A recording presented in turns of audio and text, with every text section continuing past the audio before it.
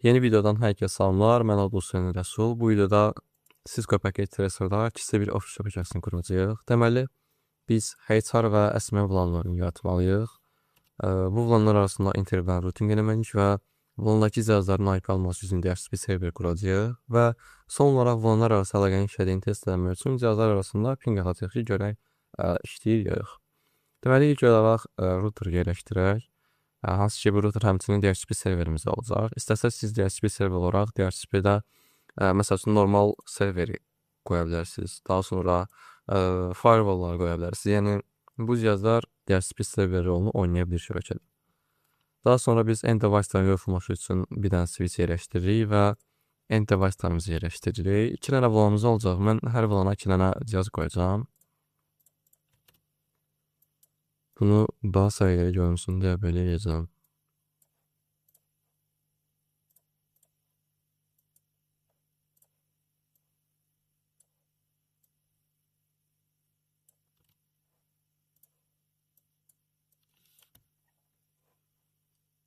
Soldakı olsun HR.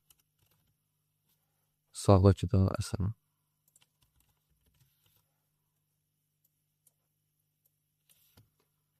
İndi isə biz cihazlar arasında düz kabellərimizi seçək. Bunlar fail cihazlar olduğu üçün elə düz kabeldən istifadə edirik. Əgər məsəl üçün 2 dənə router olsaydı, bunlar arasında biz crossover kabeldən istifadə edəcəkdik.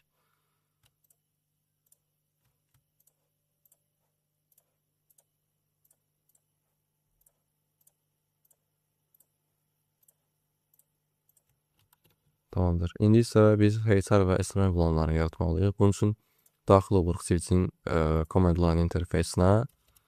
Enable configure terminal. Bu arada əmrləri mən qısacıram. Çünki qısaltma daha belə sizə vaxt qazandırır, daha rahat olur. Yəni istəsəz siz məsəl üçün configuration terminal yazmaq əvəzinə dəqiqə buradan çıxın. Configure terminal yazmaq əvəzinə elə conf-də yazaraq daha rahat, daha tez vaxt qazanırsınız da bir sözlə. Neysə, vlanları yaradaq. Vlan biz bilirik ki 4094-ə qədər rəqəmdən istifadə edə bilirik. Mən onu yazsam. Name HR. Sonra vlan 20. Name SMM. Vlanları yaratdıq, amma belə bir şey var ki, bizdə switch'də default olaraq bütün interfeyslər vlan bizdədir. Yəni default vlandadır. Məsəl üçün default vlanda bu. Bunu biraz böyüdək, sizə rahat görəsiniz. Default vlanda gördüyünüz kimi bütün interfeyslər buradadır. Bizim HR və SMM vlanlarımız da var, amma burada heç bir interfeys yoxdur. Bunun üçün biz daxil olmalıyıq interfeyslərə, hansı ki bu interfeysləri biz vlanlara təyin edəcəyik. Bunun üçün bağları videoda əgər yadınızdadsa, mən FastEthernet 1-lə 2-ni soldakı HR vlanına, 3-lə 4-ü SMM-ə daxil edim. Yəni elə bir şey, bunların ikisinin üzərində bir ayar edəcəm. Yəni bir də hər interfeysə girib vlan təyin eləməyə əslində lüzum yoxdur. Buna görə interface range, yəni aralıq verəcək. FastEthernet 0.1.2 switchport mode access switchport access vlan 10. Daha sonra biz 3-lə 4-ə də belə daxil oluruq. Interface range FastEthernet 3.4 switchport mode access switchport access vlan 20. Bir də bizim router'a baxan tərəfimiz gigabit 0.1-i də biz də bu portda trunk eləməliyik. Bunun üçün interface gigabit 0.1 switchport mode trunk. İndi isə daxil olan biz vlanlara baxaq. Gördüyünüz kimi HR vlanında 1-lə 2, SMM vlanında FastEthernet 3 və FastEthernet 4 interfeysi də daxildir. Bu yer yazaq, yadda saxlayaq. Artıq istəyirsən işimiz bitdi. İndi isə vlanlar arasında interval routing eləməliyik və daha sonra DHCP server quracaq routerda. Router'ın command line interfeysinə daxil olaq.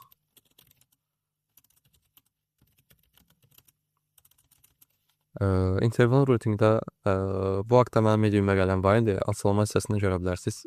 İstəsəz daxil olub oxuya bilərsiniz. Biz sub interfeyslər yaradırıq, hansı ki sub interfeyslər bizim bir interfeysi biz bilirik ki, routerun bir neçə portu olur da. Yəni switchdə kimin çoxlu portu olmur. Maksimum 2 və 3-ə qədər olur. Biz belə desək, hər interfeysdə istədiyimiz qədər sub interfeys yarada bilirik.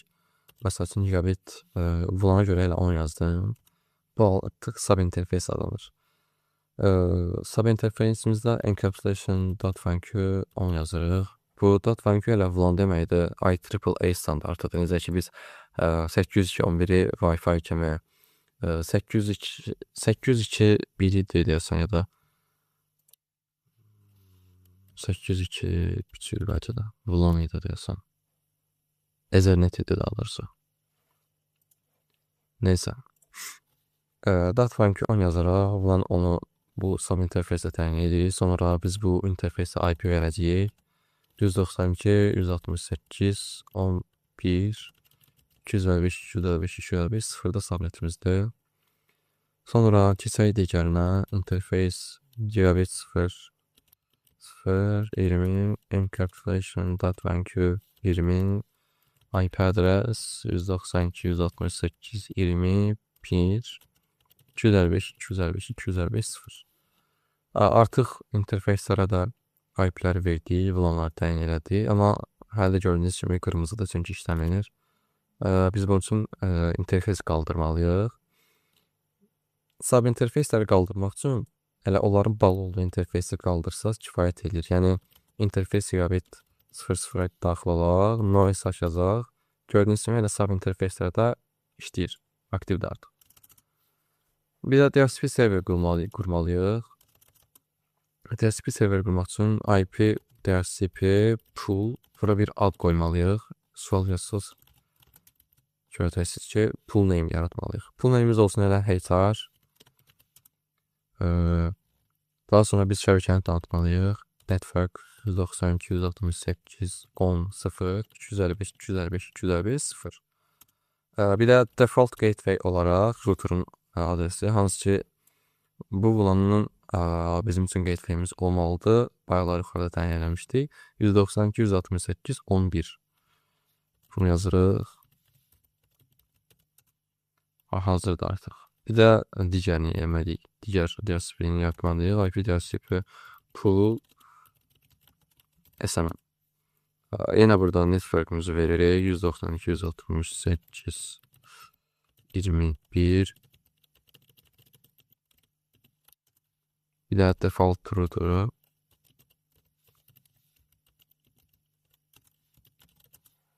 artıq tamamdır. DHCP serverimizi qurduq. Bunları yoxlamaq üçün elə TLS-Club, IP configuration, DHCP. Əgər bir səhvimiz yoxdursa, DHCP qalacaq. Gördüyünüz kimi DHCP request successful yazdım. Digər cihazlara da IP-ni alaq.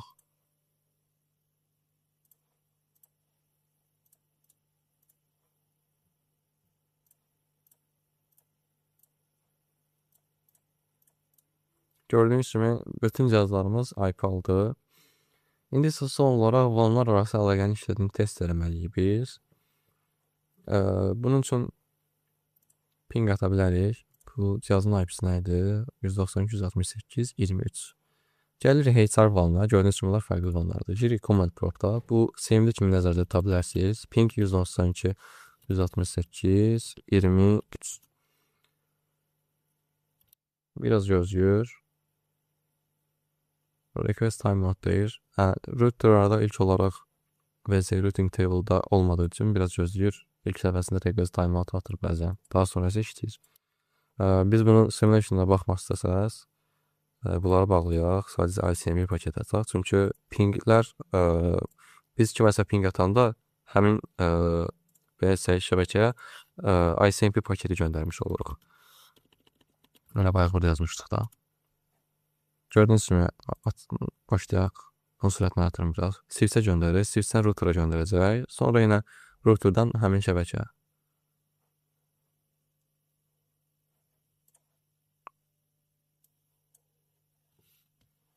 Router'dan cavab alınır. Artıq burada da bizim byte'ımız, TTL-lərimiz, cavabımız görünəcək. Artıq real time ala bilərik. Yəni bir mənası yoxdur. Gördüyünüz kimi bizim qurduğumuz şəbəkə işləyir.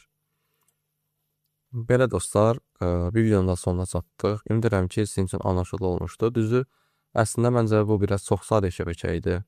Düşünürəm ki, bundan sonraki videolarda daha mürəkkəb şəbəkələr üzərində işləyim. Sadəcə ilk video olduğu üçün və bəzi insanların da şəbəkə sahəsində yeni olduqları üçün düşünürəm ki, belə videoya başlamaq daha yaxşı olardı. Əgər sizdə hər hansı bir təklifləriniz varsa, şərhlərdə qeyd edə bilərsiniz. Video xoşunuza gəlsə bəyənək, kanala abunə ola və dəstək məqsədilə mənə Ko-Fi'də dəstək ola bilərsiniz. Təşəkkürlər, sağ olun, salamat qalın.